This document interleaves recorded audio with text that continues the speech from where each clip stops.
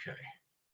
So last week we spoke about a whole list of rabbis who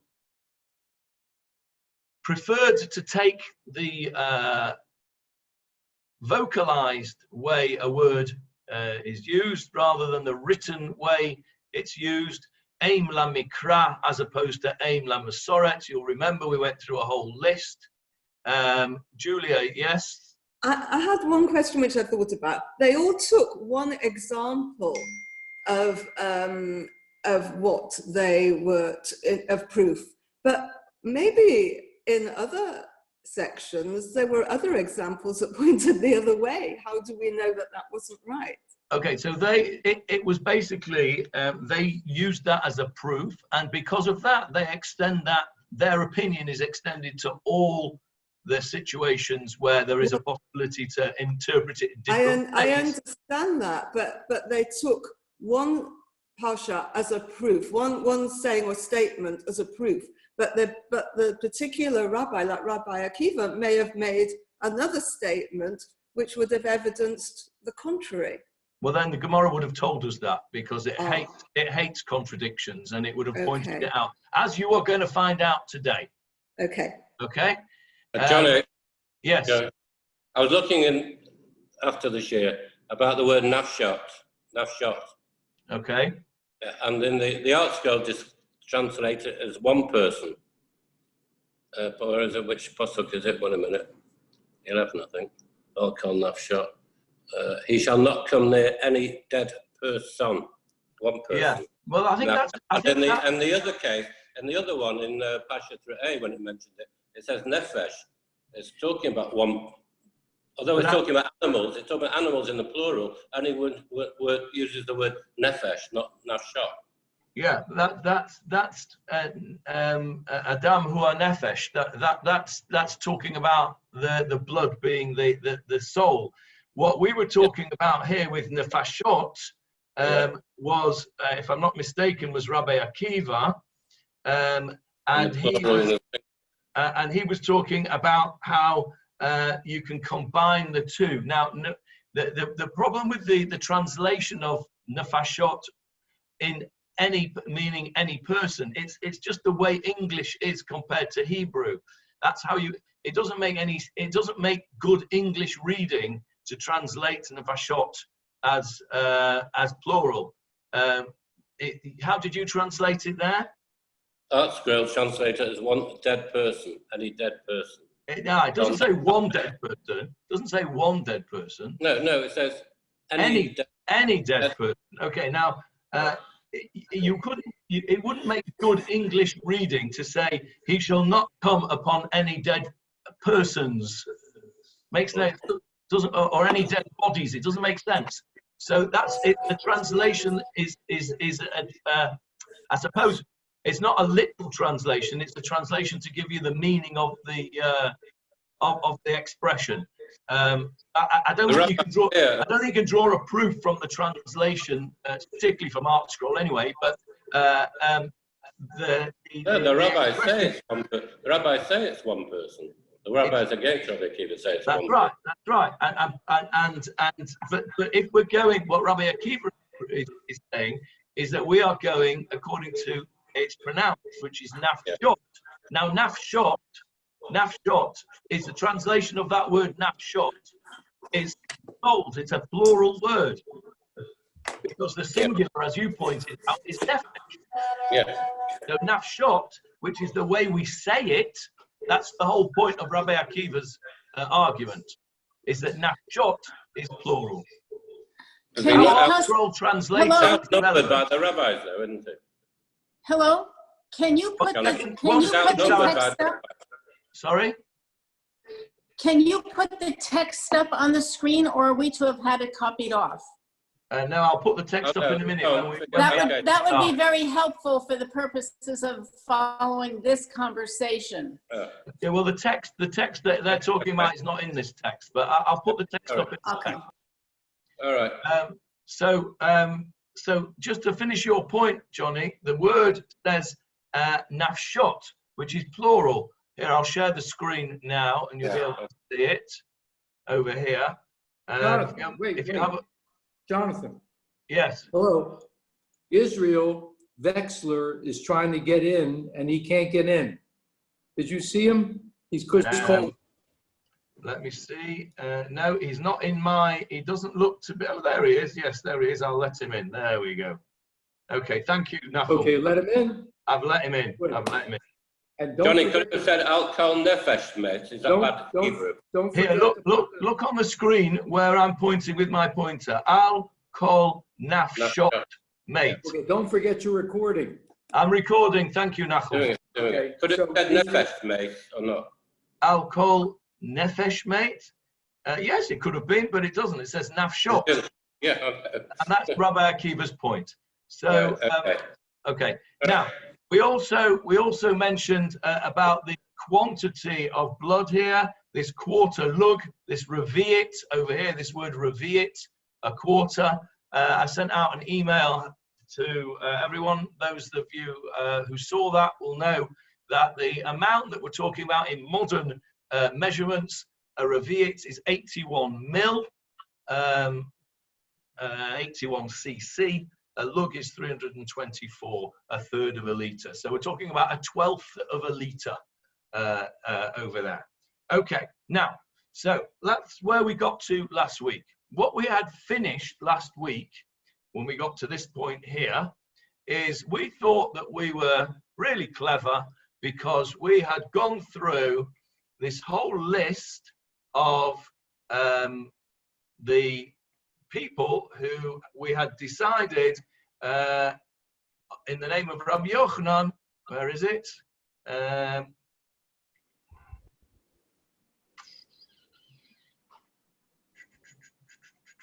We had a whole list of people who we said was who held Aim La Mikra, that the spoken way, it was said, was more important than the written way. And we went through each one. We went through Rabbi Yehuda Nasi, we went through Rabbi Yehuda ben Ro'etz, we went through Beit Shammai, we went through Rabbi Shimon, we went through, there's Rabbi Shimon, we went through Rabbi Akiva, and we went through each one of them, and we proved beyond all reasonable doubt that they held Aim La Mikra, that the spoken way of the word holds primacy. Yes, Leon, did you want to say something? Yes, very shortly in the next sentence that we're going to read, it refers to a barasa, and you come across this word very frequently. You gave the impression that it was the like being thrown on the cutting floor. But when I see the word, I feel that it's quite an authoritative word. It is. There's a bit of an inconsistency there. Okay, let me clarify. It is, a brisa is authoritative. It's just not as authoritative as a Mishnah. Okay, the Mishnah is, which was written down by Rabbi Yehuda Nasi. The Mishnah is the authoritative, the most authoritative part of the Talmud, right? Top of the first division. After that comes a Braita. After that comes an Amorah, which is one of the rabbis of the Gemarrah.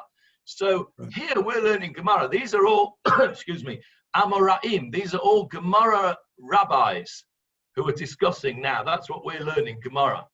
So they're referring back to a Braita, which is more authoritative than their own words, okay? Because it comes from the time of the Mishnah. It's just not as authoritative as the Mishnah itself. So, in a league table, it's number 2 as opposed to number 1. So if you're a Gemarrah rabbi... It's not discarded then when you say... No.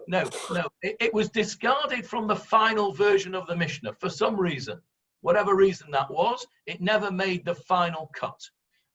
So if you're a Gemarrah rabbi and you bring me a proof from a Braita for your argument, for your position, and I'm a Gemarrah rabbi, and I bring you a proof for my position, which is opposite to your position, from a Mishnah, then my Mishnah trumps your Braita. Right. Okay? Okay. That's right. I didn't mean to imply that it was discarded. It was just never made it into the final edition of the Mishnah, because of course Rabbi Yehuda Nasi had to decide what was in and what was out, because otherwise it would have been unwieldy and too large to bring everybody's opinion on everything. So that's just for clarification. Thank you for that. Okay, so we got as far as last week as proving that all these people hold aim lamikra, that the primacy goes to the vocalized way the word is said as opposed to the way the word is written, implying that everybody else would hold the opposite, because why would the Gemara give us a list of people who hold aim lamikra, and that obviously a limited list. There they were. There was Rabbi Shimon, Rabbi Akiva, Beit Shammai, Rabbi Yehuda ben Roetz, and Rabbi Yehuda Nasi, implying that everybody else would hold something different, i.e. they would hold aim lamasoret. They would hold that the way it is written has primacy. And that's where we got to last time, and it was all a very nice place to stop. But now we're going to throw the cat amongst the pigeons and turn it on its head. We are up to the bottom. Those of you who are learning in a Big Boys Vilna Shas, it's right at the bottom of Daf Dalad Amud Aleph, right at the bottom of 4a. If you're following on my screen, it's over here. Matkif la Rav Acha ba Yaakov. Matkif. That is another, I don't think we've come across this word before, but this is a common Gemara word. Matkif la, that means this rabbi objects. He disagrees with this whole premise that we've just think that we have nicely finished off. And he makes an objection. And he says as follows. Mi ika delate le yesh aim lamikra. What are you talking about? He says. Why have you given me a list of these people who hold aim lamikra? There's nobody that doesn't hold aim lamikra. Mi ika, would you say there is? It's a question. As you can see, there's a question mark there. Mi ika, is there anybody delate le who does not hold yesh aim lamikra? It's a rhetorical question. Rav Acha bar Yaakov says that everybody holds aim lamikra. Why are you giving me this list of half a dozen rabbis that hold aim lamikra? Everybody holds aim lamikra. And he brings a proof. Vahatanya. There we have that word again. We learnt in a Braita. Bachalev imo. Now, you all recognize that, Bachalev imo, in its mother's milk. But of course, because you are all expert Talmudists, you of course all know immediately that there are 3 places in the Torah where this expression is mentioned, Bachalev imo. And we shall ask our Torah expert, David Marks, where are they? Come on, David. Where are the 3 psukim for Bachalev imo? Mishpatim, Kitisam Re'eh. Fantastic. And I never even warned him. That's on the top tips of his fingers. Fantastic. Really impressive. Thank you. Yes, it's in Parshat Mishpatim, Parshat Kitisa, and repeated in Parshat Re'eh in Dvarim. And of course, it's talking about you can't seethe a kid in its mother's milk. That's how it's translated in the old-fashioned Chumashim.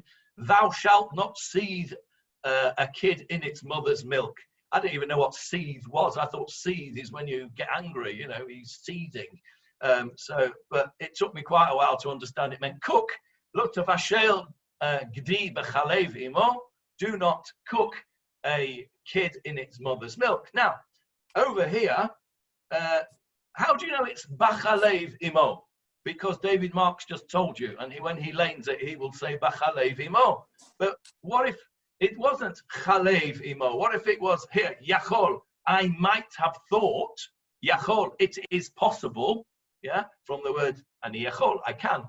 It could be V'chelev Imo. V'chelev Imo, which means Chalav is milk. Chalev Imo. Chalev means the milk of, it's the possessive form. Chalev, as opposed to Chalav or Chalev, is fat. The fat. So how do we know that this pasuk should be vocalized? Lo tavashel gedi ba chalev imo. How do you know it shouldn't say Lo tavashel gedi ba chalev imo, in his mother's fat? So Rab Acha bar Yaakov says, and we're going over the page now for those who are following in the Big Boys Gemarrah. Amart yesh ein mikra. Therefore, there's nobody, he says, there is nobody that holds that we read this b'chalev imo. There's nobody that says you're not allowed to cook meat in fat. Nobody says that. So therefore, everybody must hold ein la mikra, because the mikra, the way it's spoken, is chalev imo. Okay? Chalev imo. Everybody holds you can't cook meat and milk together. Okay? So, by the way, just as a by the way, I was waiting for somebody to ask me the question, but since nobody's asked the question, I'll ask the question.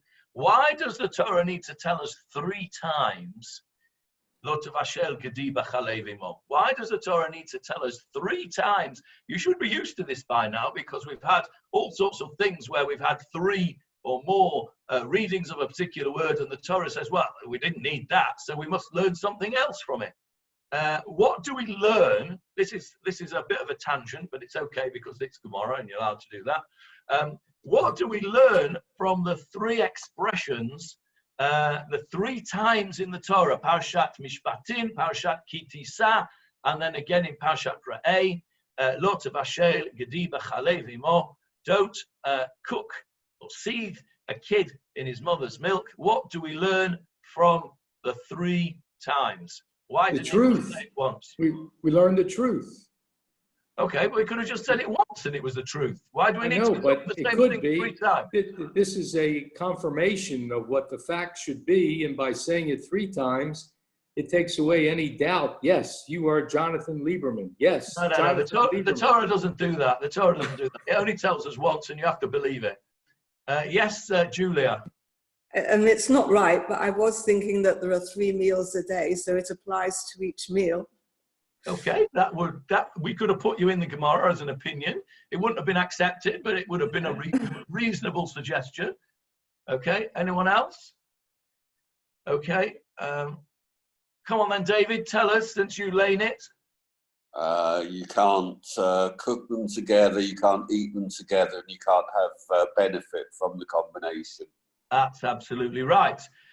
Once we learn the obvious, that you can't cook it together because it says so, you shall not cook a kid in its mother's milk. And the Gemarrah tells us that, asks our question and says, hang on a minute, why do we need it 3 times? So the second time is to tell you that you can't eat it, because it doesn't say you can't eat meat and milk together, it says you can't cook it together. So the second one, we learn an extra thing, which is that you can't eat it together. So your cheeseburgers are out, even if you didn't cook it. Somebody else cooked it, you're not allowed to eat it. And the third time is that you're not actually allowed to have any benefit from it. So in other words, if you cook a cheeseburger, you can't sell it to somebody else, even to a non-Jew.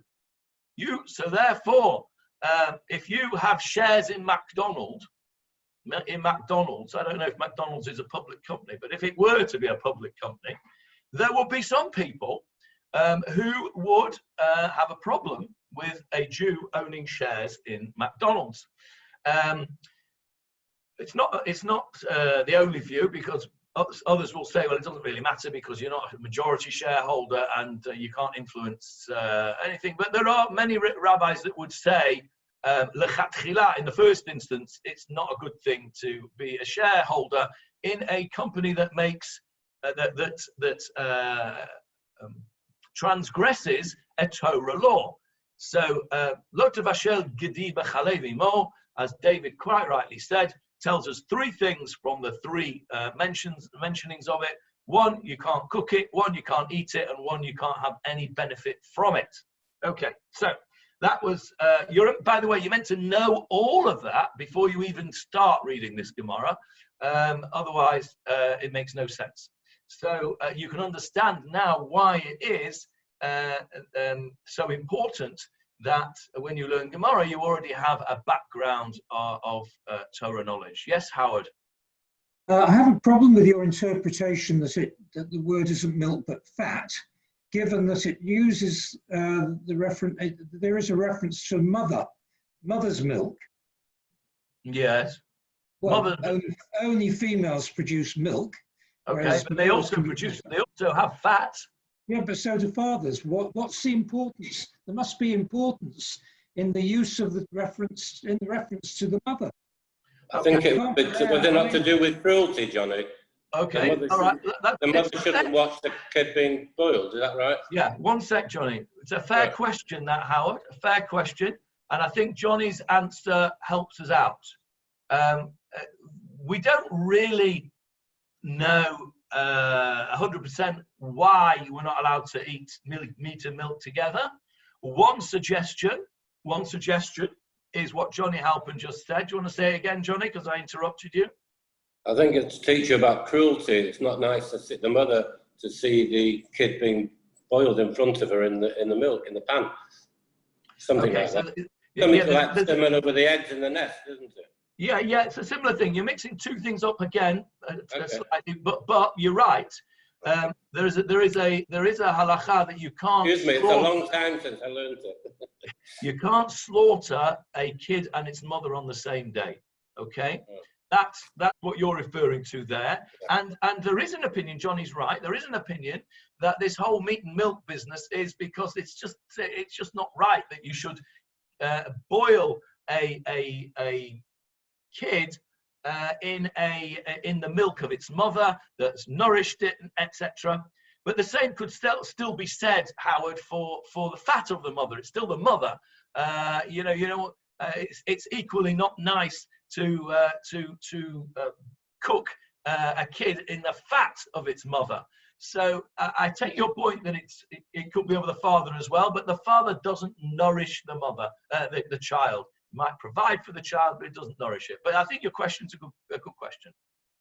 I think it was only last week you referred to mission as the source, and this very issue was explored in great detail in the source. It does indeed. Yes, it does. It does. You're right. Another reason why you should all read it. Okay. Johnny, excuse me. Who was the first person that vocalized it then? Because if they would have said Bechelev, would it be everyone would have said Bechelev? Okay, the answer to that is God. God told Moshe at Sinai how to say it. Okay, thank you. And that's something you can't trump. No. Okay, yes, Sharon. I'm sorry, there were some people coming into our apartment. Larry, can you do it? Close the door. I had always been taught that it was the Canaanites' worship of their bloodthirsty gods that had this as part of their tradition. But again, I would say it has to do with trying to distinguish us from other people and trying to purify our sense of a very specialized God. I'm sorry, there's so much noise here, I can't talk. Mute me, I'm done. Okay, thank you. Right, so B'chalev. So how do we know that it's not Chalev? We just know because everybody holds Ein LaMikra. So Rav, who was it now? Rav Achabai Yaakov has got a whole problem with that whole stuff that we spent 2 weeks doing. Of all those rabbis that hold Ein LaMikra, we've proved that they hold Ein LaMikra. He says basically what he's saying is Why did you need to bother bringing me all those proofs? All you had to do is to bring me this pasuk of Bachalev Imo, and that proves that everybody holds Ein Lamikra. So I don't accept any of those arguments, says Rav Acha Bar Yaakov, that you have just spent 2 weeks telling me. So what he says here, Ella, rather, de Kule Alma, we had that before, Kule Alma, the whole world, in other words, everybody holds, Yesh Ein Lamikra, everybody holds that the vocalized way of saying it takes precedence. And now we have to go right back and we have to go through each one of those discussions again and find out why each one of those rabbis hold the way they do in that particular case without using the proof of Ein Lamikra. In other words, we have to find a different angle to their opinion versus the opinion of the rabbis. So we're now going to redo everything that we've just done for the last 2 weeks. We're going to redo it on a different angle. Now, this is what's so frustrating and, on the other hand, really enjoyable about learning Gemarrah, because you get to the point and you think, great, QED, I think I even said QED last week, quod erup demonstrantum, so it has been demonstrated, which is what you write at the end of a mathematical theorem. We demonstrated it all nicely, and now Rav Acha Bar Yaakov comes along and says, all of that stuff that you just did, we have to start all over again because you haven't proved anything. So back we go to the very first argument, which was Rabbi Yehuda Nasi and the Rabbanan. Remember, the argument was our rabbis, the rabbis of the Mishnah, and we thought this was a little odd since Rabbi Yehuda Nasi wrote it, or wrote it down at least. The rabbis hold that we need 3 judges for Dinei Mamomot. Remember that back months ago when we first started the Gemarrah? The very first words of the Gemarrah, Dinei Mamonot Bishlosha. 3 judges are required for monetary cases. Remember all that? They're from months ago. Okay. Rabbi says in his Breiter, if you remember, he says, no, we need 5. We need 5. And you'll remember that he brought his proof from the word Yarshi'un. Yarshi'un being plural. So, Rabbi Acha Bar Yaakov now gives us a different version of this argument. See, so he says, this is what they're arguing about. Rabbi v'Rabbanan b'haka miflagi. This is what they're arguing about. Rabbi Savar, Yarshi'un Elohim, Acharine. When Rabbi holds, remember we had 3 times we had the word Elohim, 3 different verses, 3 different times in those couple of verses it says Elohim. 1 to tell us the actual meaning of it, and the other 2 we were able to darshan, we were able to what's the word I'm looking for? To explain away with different, to give us different things. So he says, Rebbe says, the second lot of Elohims, i.e. the third lot, meaning the second lot of the 2 extras, Acharine is a different lot to the first one. So he's got 2 lots of 2. Elohim is plural, although we have Elohim meaning God or judge can mean singular. He says it's plural. And not only is it plural, the second one is a different lot. So we've got 2 lots of 2, which is 4. And we can't have an even number of judges. So we add 1 in and we've got 5. That's Rebbe's opinion. Rabbanan Savri, the rabbis hold, Yarshiun, Daha'ich, V'Dahai. But when it says Yarshiun, it means the Elohim, the second lot of Elohim, is the same lot as the first lot. So we've only got 2. And if we've only got 2, we can't have a even number of judges, so we'll add one in and we've got 3.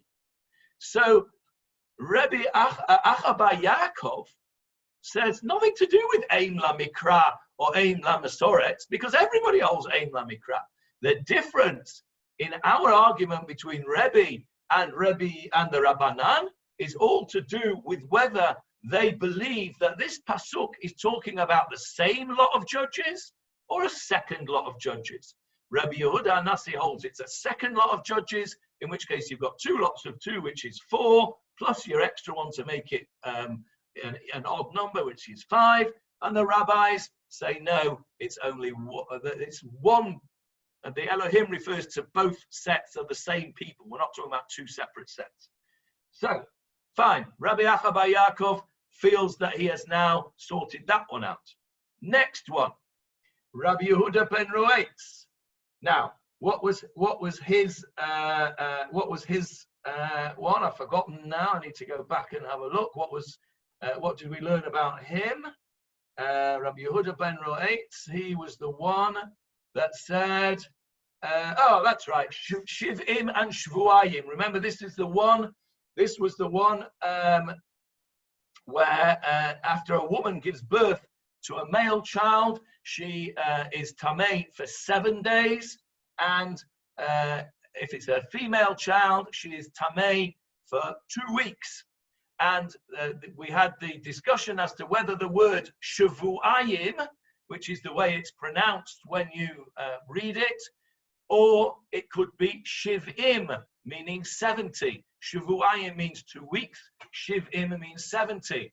So we said, originally, we said the argument was that Rabbi Yehuda ben Roetz holds that Aim La Mikra, and the way it's spoken is Shavuayim, 2 weeks, and that is the halacha, and that's how we learn the halacha. What Rabbi Achaba Yaakov says is no, everybody holds like that. So why would you think it was Shivim? So here he says, Lo pligi Rabbanan alei. You shouldn't have even brought me this case, because the rabbis don't disagree with Rabbi Yehuda ben Roetz. Everybody holds it Shvuayim. Nobody holds that it's Shivim, that it's 70. So in effect, although Rav Achaba Yaakov brought the psukim of Chalev Imo as his proof, because nobody holds that you can't cook a kid in fat, you can't cook meat in fat, nobody holds that, and therefore everybody holds it's milk, he could have brought this argument, because nobody holds that it's 70 days. Everybody holds that it's Shvuayim. So it's interesting that he chose the Chalev Imo one as opposed to this, because he could have even used this one, which we've already used before. But either way, he says, no, this isn't even an argument. The Rabbanan do not hold that it's 70. There's nobody that holds that it's 70. So in effect, in brackets, I'm adding in here to the Lieberman version of the Gemarrah, in brackets, and this is another proof for my position, says Reb Achaba Yaakov, that everybody holds it's Shvuayim, which is the way that you say it, meaning 2 weeks and not 70 days. So that's Rebbe sorted out.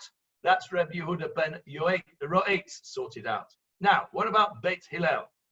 This is where it starts to get a little bit more complicated. You'll remember Beit Hillel and Beit Shammai had a discussion about how many sprinklings of blood were necessary to make a chatat, a sin offering, work. In other words, how many times the Kohen had to sprinkle the blood in order for it to achieve its atonement, which is what it's for. And remember, the Pesukim tell us that you have to sprinkle it, this particular chatat, al karnot hamizbeach, on the horns or the corners of the altar. And Beit Shammai learned that karnot, as opposed to karnat, because if it was said karnat, it would be a singular horn. Karnat means the horn of the mizbeach. Karnot means the horns, plural. We say it karnot, and the idea was that Beit Shammai therefore held that we had 4. Beit Hillel came along and said there's 3 psukim which repeat themselves, very similar to the Bachalevi Mo situation. V'chiper, v'chiper, v'chiper. Once this pasuk says the Kohen shall atone for, by sprinkling the blood, atones. One is for a king, one is for an ordinary man who brings a goat, and one is for an ordinary man who brings a sheep. And Rabbi Beit Hillel said the fact that it mentions it 3 times shows us that just doing 1 sprinkling was sufficient. So this is what he says here. Beit Hillel Tanya v'chiper v'chiper mipnei hadin. Now, when it says mipnei hadin, he says he's now giving us a different interpretation to the one we had before. Mipnei hadin means you can interpret this literally. It means mipnei, in front of, hadin, the law. What it really means in practice is you can deduce this from logical argument. Mipnei hadin, it's a common expression, and if you ever see that, it means there is coming up a piece of logical inference, a logical argument as to how this goes. As opposed, the opposite of Mipnei hadin would be Torah Moshe Misinai. It's not logical, you can't work it out for yourself. You have to know that this was what was given from Hashem to Moshe Rabbeinu at Har Sinai. That's the opposite end of the spectrum of the type of argument to Mipnei hadin. Mipnei hadin, we don't need to be told that from Moshe Rabbeinu. We can work it out for ourselves. We've got the human logic can work it out. If it's Torah Moshe Misinai, then it doesn't have to be logical. You don't have to have any explanation. It just is. Because when you were a kid and you said to your parents, "Why do I have to do this?" and he says, "Well, because I said so." Okay, well, that's Torah Moshe Misinai. Why is it so? Because God said so. That's it. He told Moshe. This, on the other hand, Mipnei hadin, we can work out for ourselves. So Rav Acha Bar Yaakov is telling us that we can work out this by logic. It's quite complicated logic, so try and stay with me.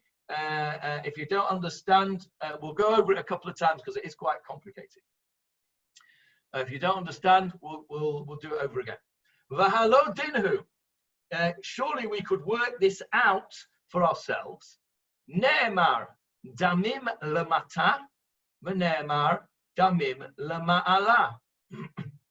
So, what does that mean? Now, here you have to know the whole of Parsha Vayikra, because there are some offerings, and it's Rav Steinsaltz very kindly tells us where we will find this over here in Vayikra chapter 5:9 and Vayikra chapter 4 verse 25, etc.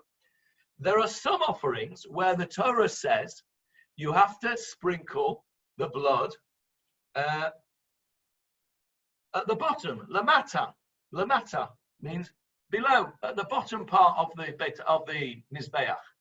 And there are some offerings, as it so happens the ones we are talking about, that the Torah tells us that you have to sprinkle it at the top.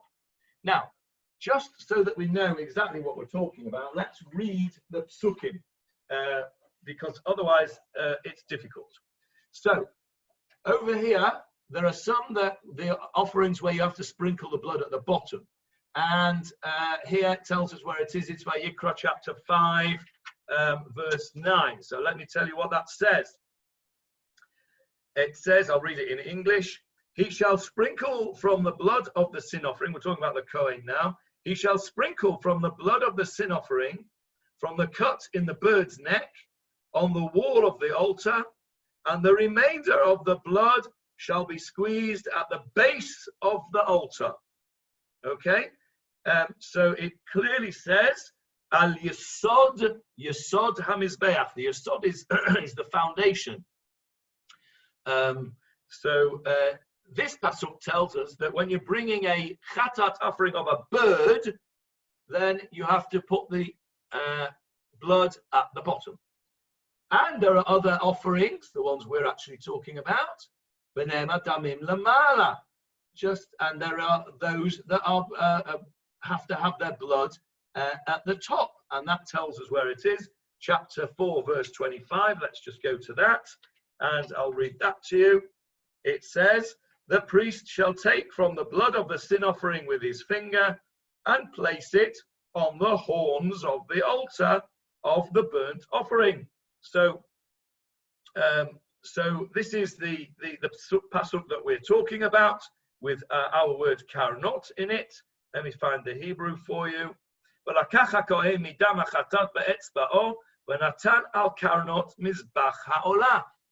the karnot, on the horns. Well, where are the horns? The horns are at the top. So this verse is telling us that these offerings, the blood goes at the top. So we've got two conflicting verses, two different types of offering, two different places where you put the blood. Excuse me, let me turn that off. Okay, and so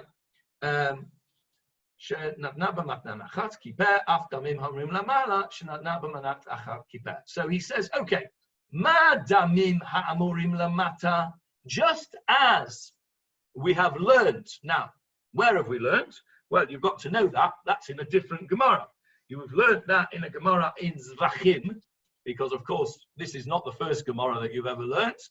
You've learned the whole of Shas before you get to this. And you know that it says in the Gemarrah in Zvachim that the blood which is sprinkled at the bottom, you need to have only one sprinkling works. And we learn it out from a pasuk which says, Dam yishafech, the blood shall be poured, and it refers to it once. So we learn, the Gemarrah tells us that the offerings at which you put the blood at the bottom, one pouring, one sprinkling, one application of the blood is sufficient. So he says, Ma damim ha'amurim lamata shenatana b'matana achat kiper. Just as with the offering where you put the blood at the bottom, one application is good enough to atone. Af damim ha'amurim lamala. Similarly, that those offerings where you have to put the blood at the top, shenatana b'matana achat kiper, one application is sufficient. So he has shown us that we don't have to go to the aim lamikra argument. We can work it out by logical conclusion that one will do from the comparison of the two types of offering. And then he says, oh, maybe not. Maybe there's another way we can do this. Or kalech lederech zu. Or maybe go lech lederech zu. Go in a different direction. Maybe we can explain it differently. Ne'emar damim bachutz. There are certain offerings where you put the blood on the outside altar. Remember, there are two altars in the Beit HaMikdash. There's the large altar outside with the slope that we saw pictures of last week.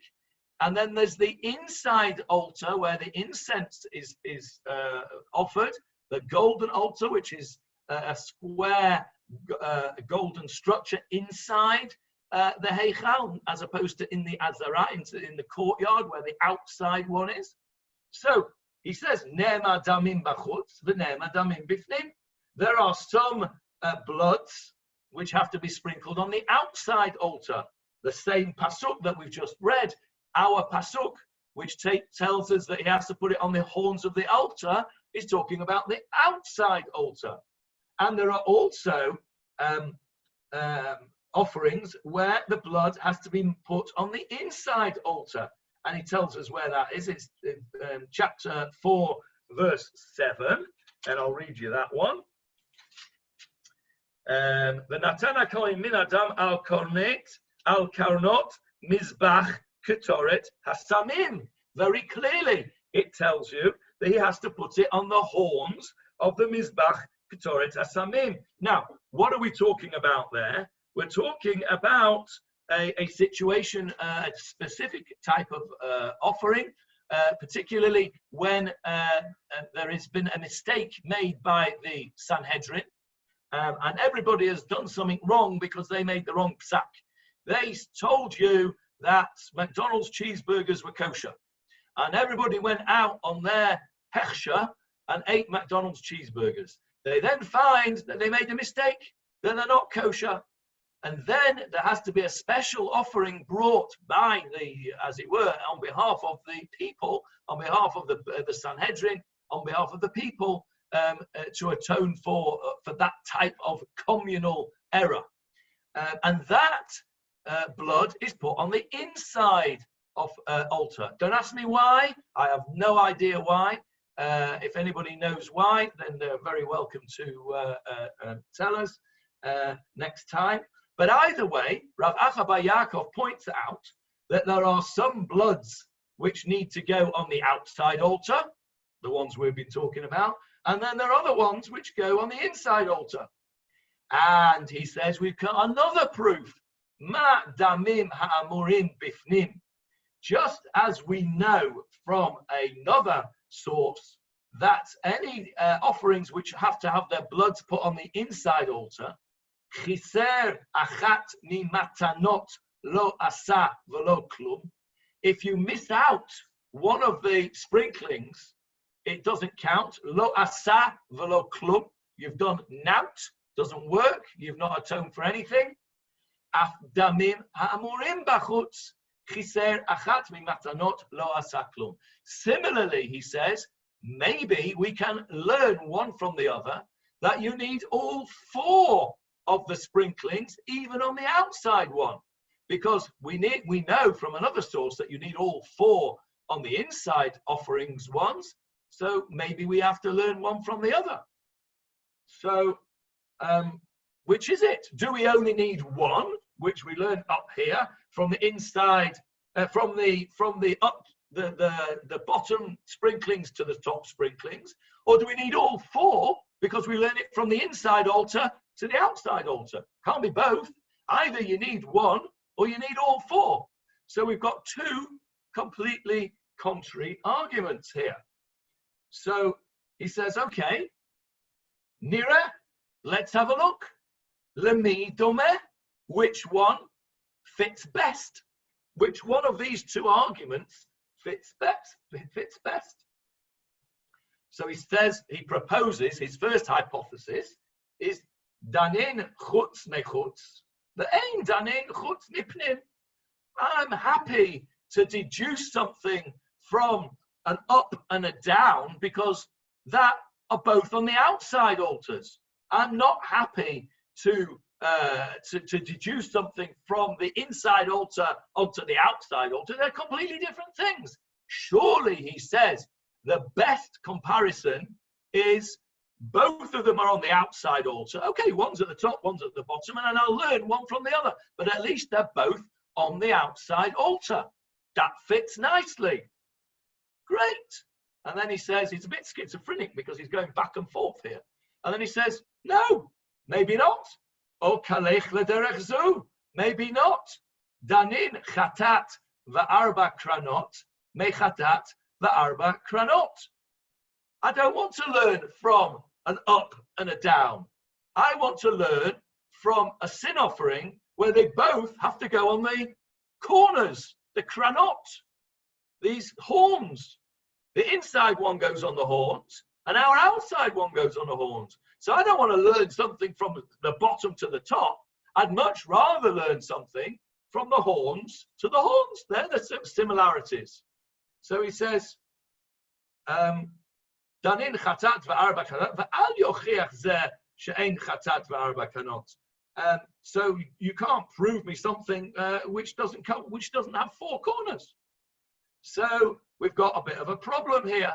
We've got a problem because they are equally persuasive. They're equally persuasive. So Rav Acha bar Yaakov has come along and said, I don't agree at all that there's this whole argument of v'chiper is all about the way you say the word karanot or karanat and Aim Lamikra, Aim Lamasoret, nothing to do with that, because everybody holds Aim Lamikra.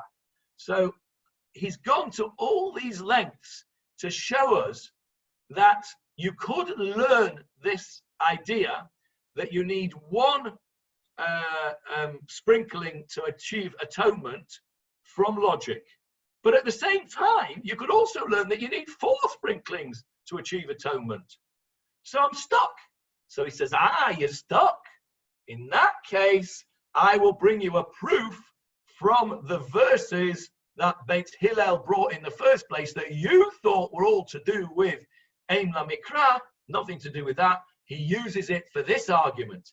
Talmud Lomer, since, he says, we've got 2 equally persuasive logical arguments, we need something which is going to come along and make us a definitive answer. Since there are either way you could learn it, the Psukim bring v'chiper, mipnei hadin. Again, there's that expression, mipnei hadin. It's a logical argument. He's bringing logic again. Kiper, afal pi shelo natan elo shlosha. The first time it uses kiper, it's obvious. First of all, he says, if it's 4, it's obvious, because that's what the Torah tells us.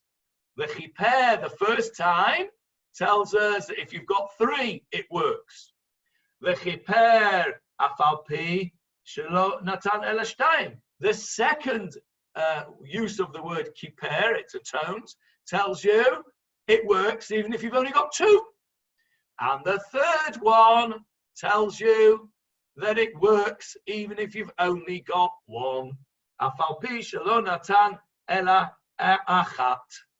Okay, so you've got there a logical expression, a logical argument as to what these 3 uses of the word chiper are, according to Beit Hillel, which brings us to Beit Hillel's opinion that 1 sprinkling is good enough.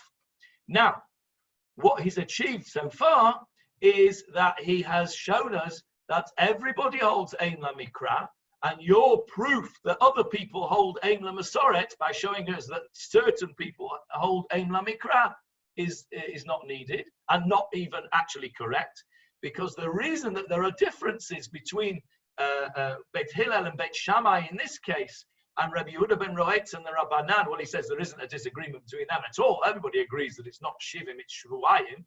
And the first one that we did, Rebbe and the Rabbanan, about the 5 or the 3 judges, is nothing to do with Aim Lamikra or Aim Lamasoret.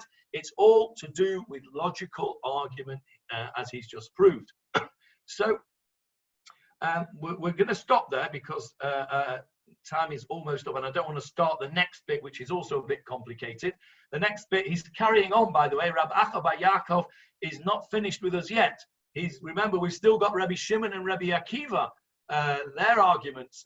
Rabbi Shimon was the one with the walls of the sukkah, if you remember, and Rabbi Akiva was the one with the quantity of blood between the 2 corpses.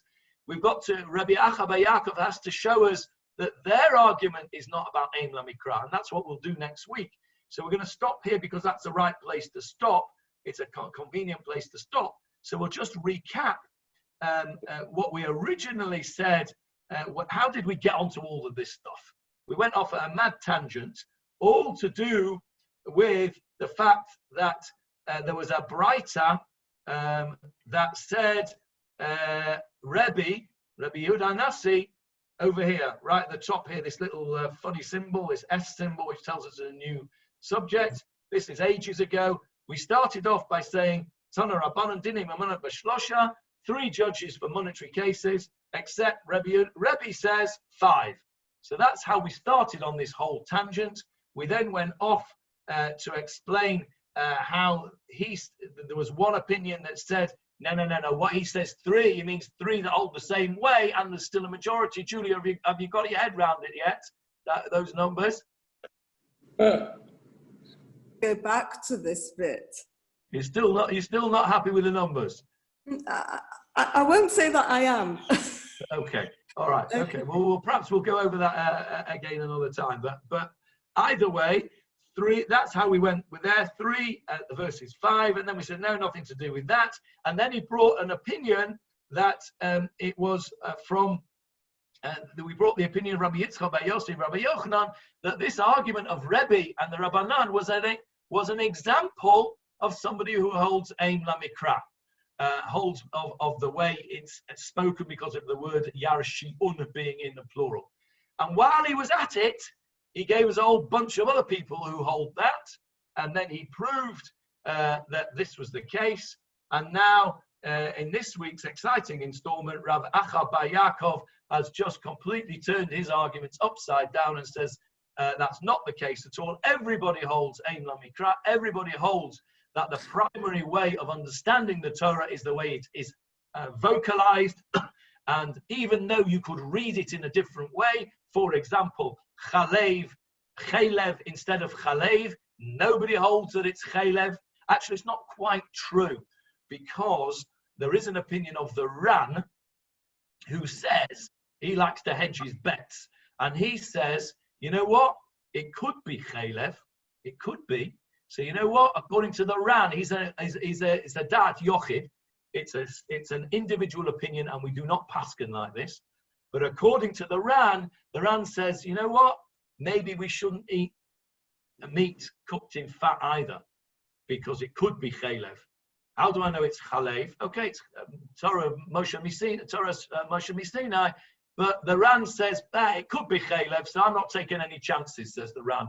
The Ran holds, so the Ran is a Das Yochid who holds that we shouldn't eat meat and milk together, and we shouldn't eat meat that's been cooked in fat either.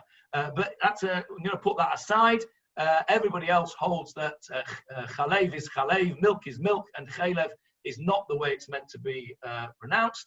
And so Rav Acha Bar Yaakov then has embarked upon a re-examination of the way these previous arguments were put together. And so far we have gone through Rebbe's, we have gone through, who else have we got? Rabbi Yehuda ben Roetz, he just says, well, that's no argument at all. Nobody holds it 70 days.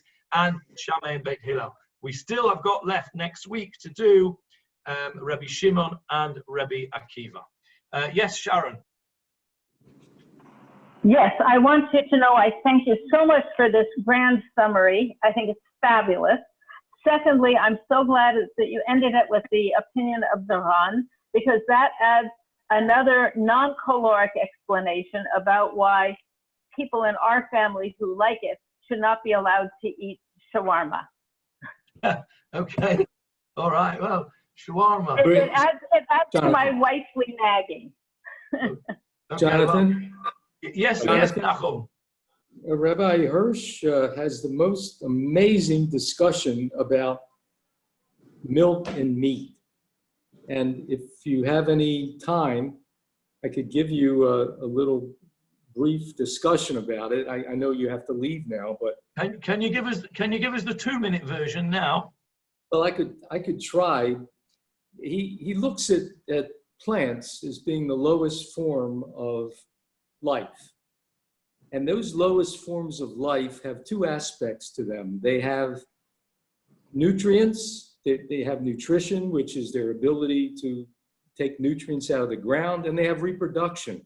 And those two parts become a part of anything living.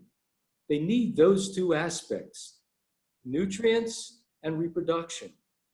And when the nutrients and reproductions evolve into something that can move and think, then you have an animal.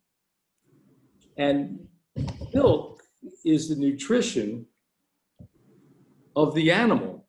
When you have milk is the next stage of what the plant would be, which is they would just take their nutrition out of the air and out of however they're operating. The animal uses that nutrition in the same level as the plant would be using it. So there's a little bit more here, but let me go. And he says the diaphragm separates the body of the animal into a vegetable realm of alimentation and reproduction, and purely animal realm of movement and thought. but in an animal, thought and movement are entirely in the service of the vegetative side. The vegetative objects of food and reproduction are the sole objects which occupy the thoughts of the animal and which muscles of movement are employed. The animal is nothing more than a moving and living plant. Now, the material in which the vegetative side of animal life is most clearly characterized is milk.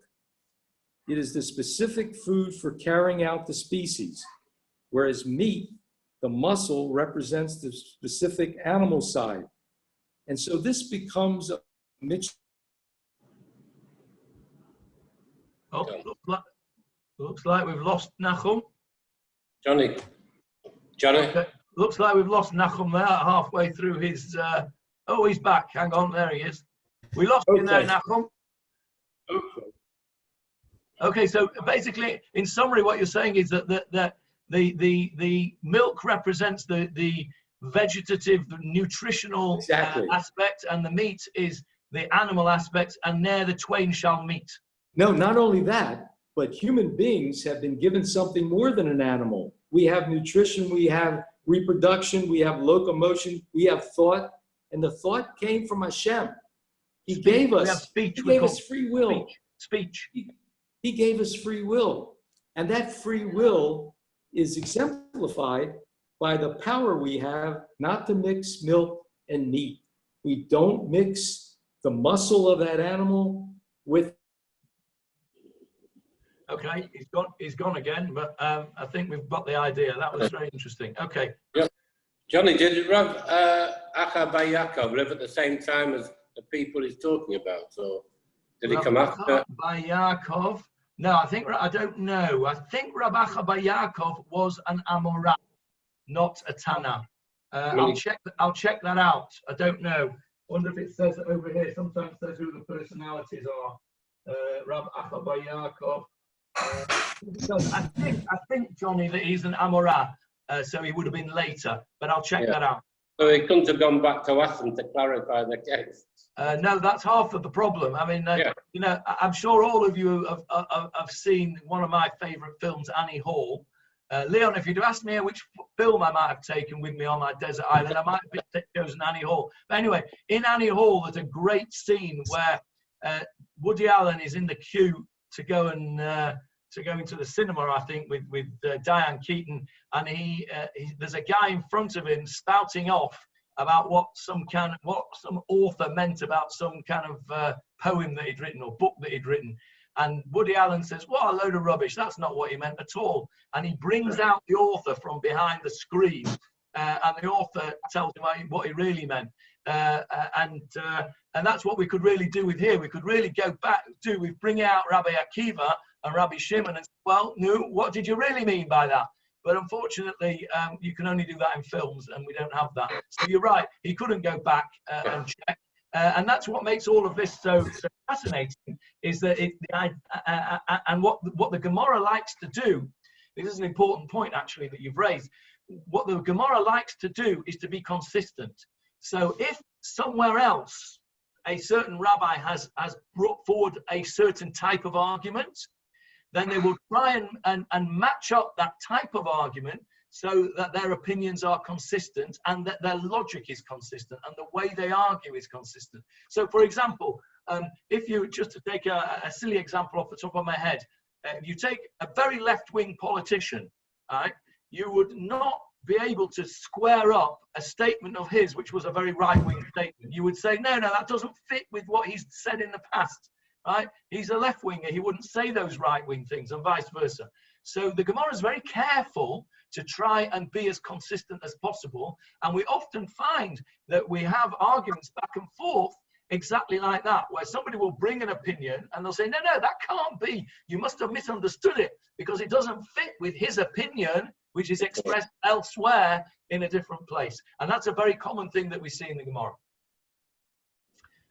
Okay, fine. So we'll see you next week, if not before. Thank you, Johnny. Bye. I'll just unmute. Thank you, Johnny. Goodbye. Bye. Have a good day, good week. Thank you. Bye-bye. Okay.